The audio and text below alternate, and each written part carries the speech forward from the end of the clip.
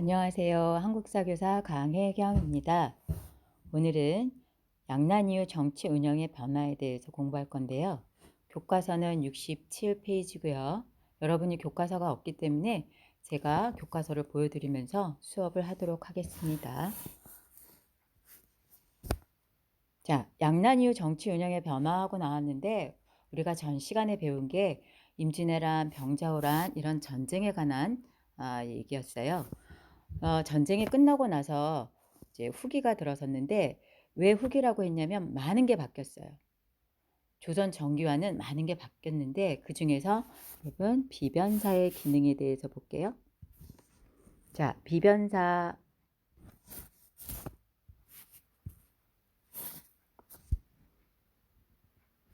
뭐 하는 곳이냐면요. 임시 회의 기구였어요. 그러니까 국방의 문제를 논의하는 임시회의 기구였는데 전에는 비변사라는 기능이 없었고요.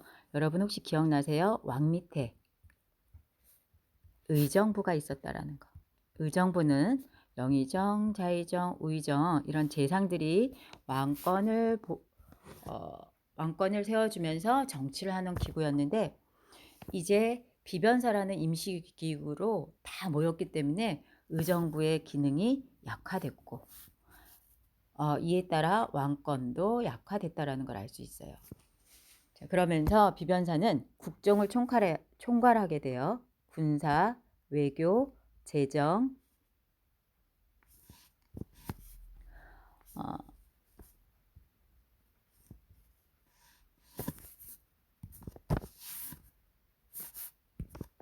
인사에 관해서까지 이렇게 모든 현안을 다 총괄하게 되면서 비변사의 기능이 강화되었다. 그래서 우리가 구분할 때 의정부가 나오면 조선 전기, 비변사가 나오면 조선 후기입니다.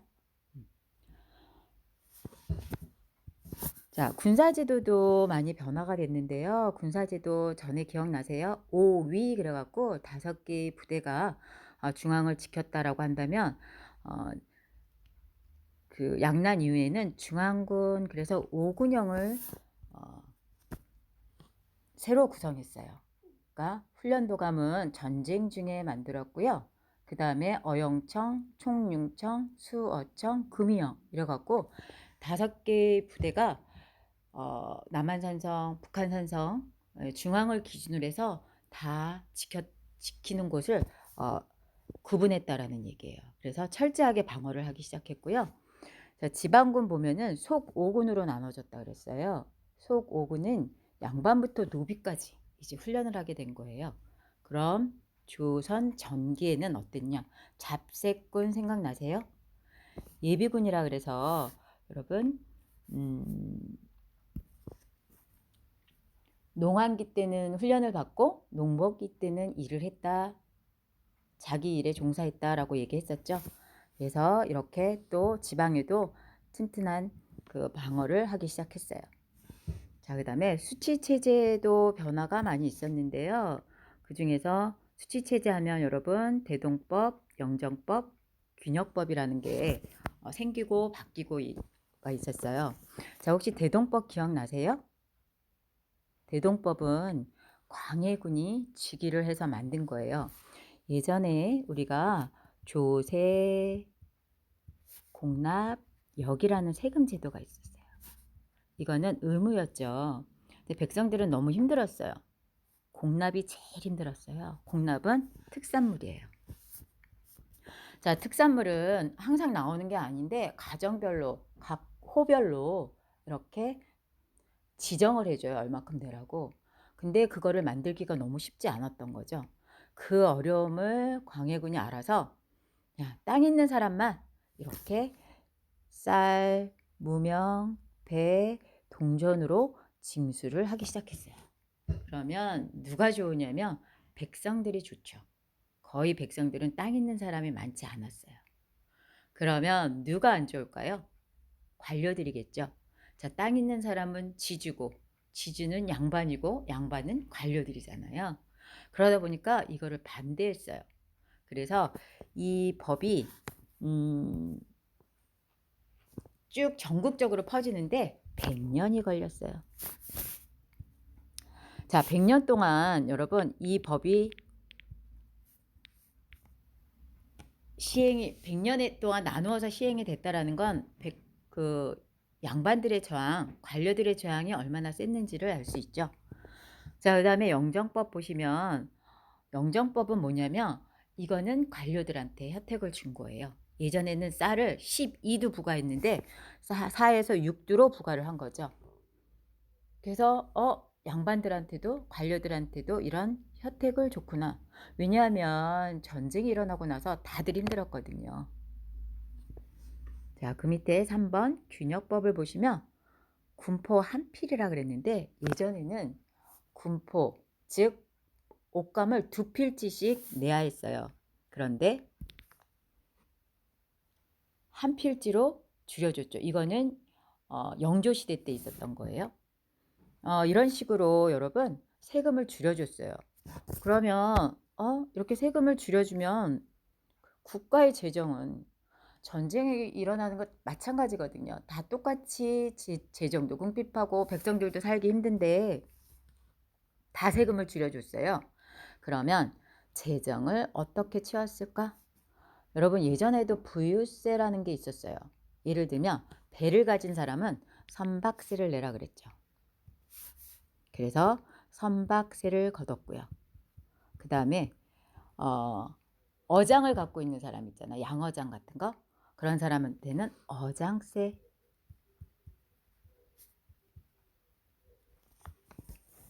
자, 그 다음에 염전을 갖고 있는 사람은 소금세. 이렇게 해서 세금을 걷었다라는 얘기죠. 자, 이게 부유세예요.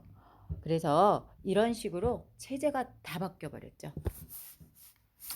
자, 우리가 교과서를 볼게요. 여러분은 지금 교과서가 없어서 제가 화면에 교과서를 띄웠습니다. 보시면 정치 운영의 변화와 통치 체제의 개편하고 나오는데 여러분 두 번째 줄 보세요. 비변사 기능이 강화되었다. 네. 그 밑에 줄 보세요. 임시회의 기구였으나 이제 모든 업무를 총괄하였고요.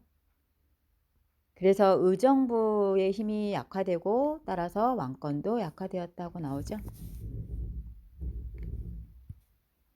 자, 또 두 번째 문단 보시면은 군제를 개편했어요.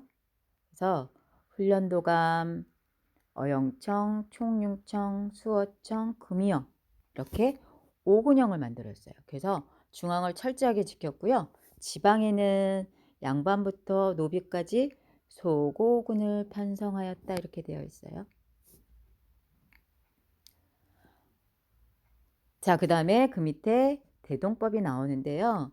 여러분 대동법은 지도 한번 보실게요.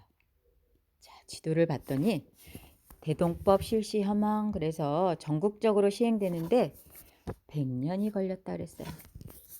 100여 년이 걸렸어요. 그래서 양반 지주의 부담이 크게 늘었다. 처음에 강행후 때 시작해서 이게 퍼져나가는데 한참 걸린 거죠.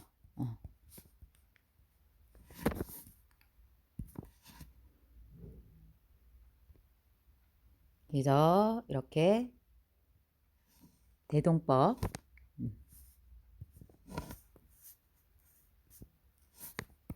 이 실시되었고요. 자, 그 다음에 여러분 영정법이라고 있어요. 자, 영정법은 아까도 말씀드렸듯이 그 쌀 4 내지 6두로 줄여줬고요. 또 그 밑에 균역법이라고 나와요. 균역법은 아까도 얘기했지만 한 필지씩 줄여줘서 이렇게 농민들의 부담을 줄여줬다라는 얘기예요.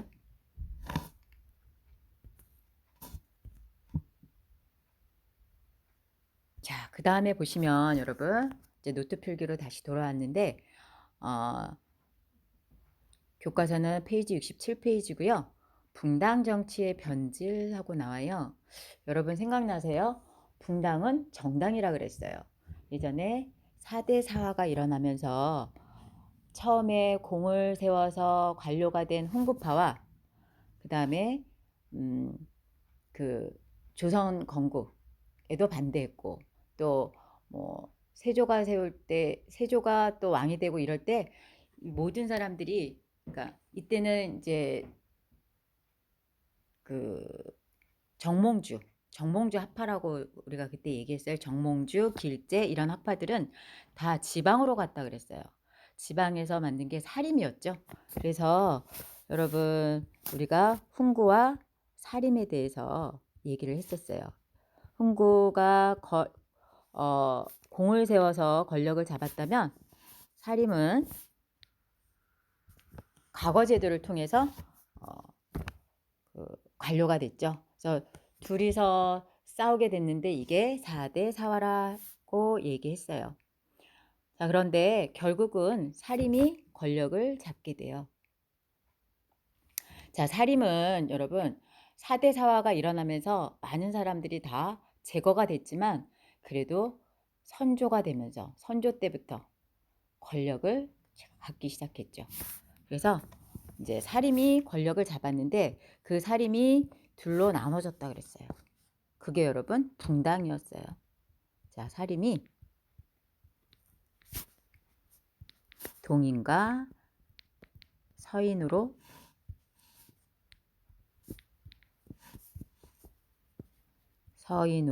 나누어졌어요. 그래서 당이 두 개가 됐죠. 동인당, 서인당. 이걸 우리가 붕당이라고 얘기한다 그랬어요. 이 붕당이 지금의 정당이에요. 자, 둘이서 정치를 잘했어요. 동인과 서인이 정치를 잘했는데 이제 어떤 일이 벌어지냐면은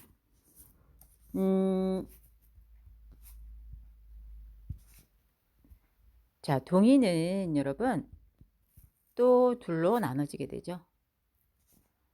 남인과 북인으로.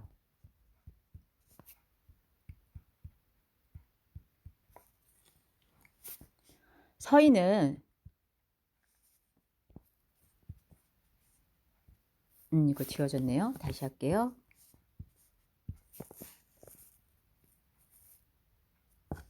자, 동인이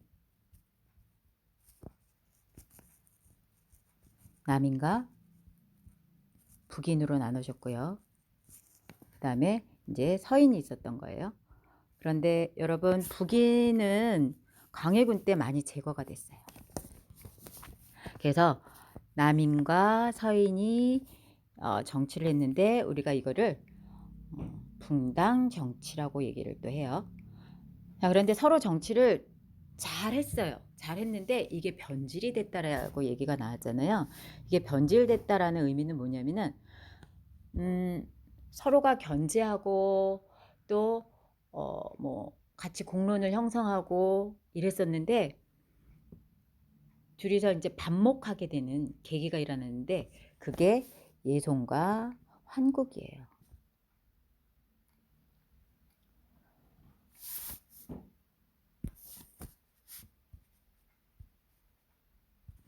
예송은 현종 때 일어난 일인데요. 사실 그 아버지 그 효정이 사망을 했어요. 그런데 그 계비가 살아 있었던 거예요. 근데 계비가 상복을 입어야 되는데 상복 입는 기간 가지고 서인과 남인이 대립을 하게 돼요. 자, 서인은 왕이지만 둘째 아들이니까 1년만 입자 이렇게 얘기한 거고요. 그 다음에 남인은 아무리 둘째 아들이라도 왕이기 때문에 3년 입어야지 된다. 이렇게 싸운 거예요. 이게 1차 예송이에요.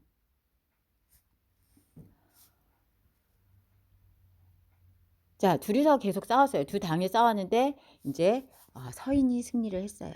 그래서 1년상을 치렀어요. 그런데 효정의 비가 사망을 했거든요. 효정의 비가 사망을 했는데 서인들은 두 번째 아들의 부인이니까 우리 9개월만 하자 이렇게. 지금 서인이 얘기하고 있는 거는 다 사대부들이 하는 거고요. 남인이 얘기하고 있는 거는 왕족들에 대한 얘기예요. 남인이 이게 무슨 소리냐, 1년 해야 된다 이렇게 얘기를 했어요. 그래갖고 또 싸우게 되죠. 이게 붕당 정치의 변질이에요. 근데 이번에는 남인이 승리해서 1년을 입었어요. 여러분이 생각할 때 별거 아닌 것 같고 싸우네 라고 얘기하겠지만, 우리가 조선은 무슨 국가라고 얘기했어요? 유교국가. 성리학적 질서로 나가는 나라이기 때문에 이 예복 입는 거는 아주 중요한, 그러니까 예의를 갖추는 건 아주 중요한 일이었어요. 자, 그랬는데 또 숙종 때 환국이 일어나요.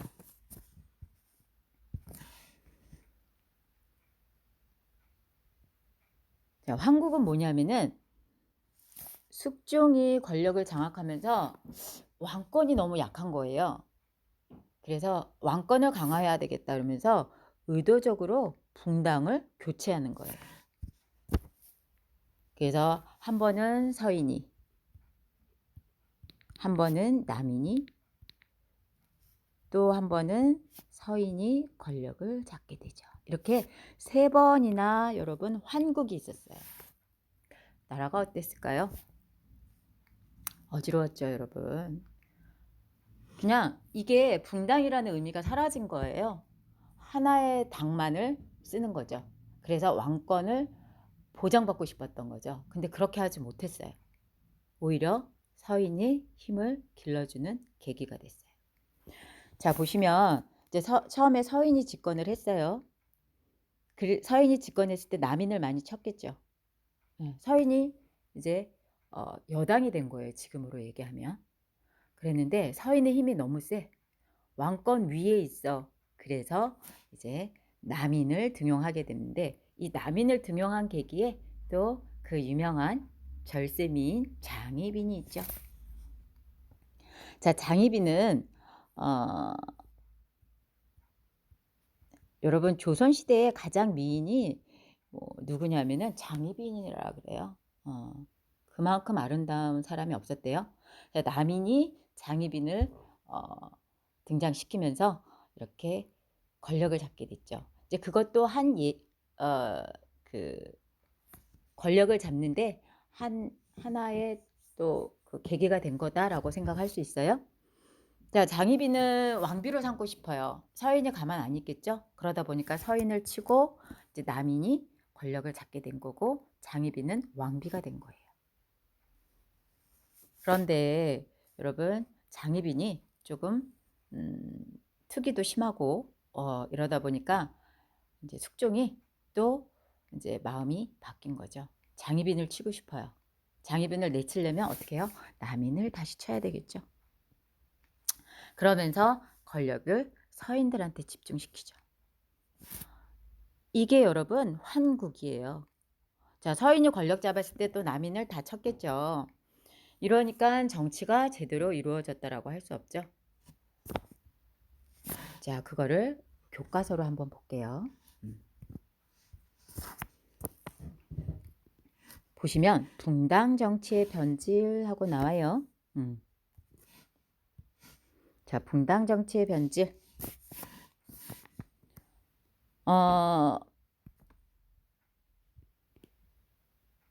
서인이 두 번째 줄 보시면 여러분 이제 서인이 권력을 장악하게 되었다라고 얘기를 했고요. 왜냐하면 광해군 때 북인이 몰락했기 때문에. 그러니까 인조 반정이 일어나서 여러분 그러니까 서인이 인조를 왕으로 세워준 거예요. 그러면서 이제 권력을 잡게 됐죠. 그때 또 예송과 황국이 일어난 거예요. 자, 보시면 예송은 옷 입는 그래서 계비가 옷을 3년 입어야 되냐 1년 입어야 되냐 그것도 있었고, 또 그거는 이제 숙종이 서거했을 때랑 또 숙종의 비가 서거했을 때 이렇게 옷 입는 문제로 싸웠다면 그 밑에 환국 나와요.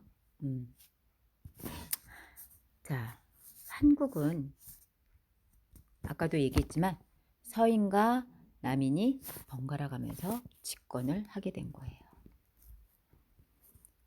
그러면서 여러분 가장 중요한 게 뭐냐면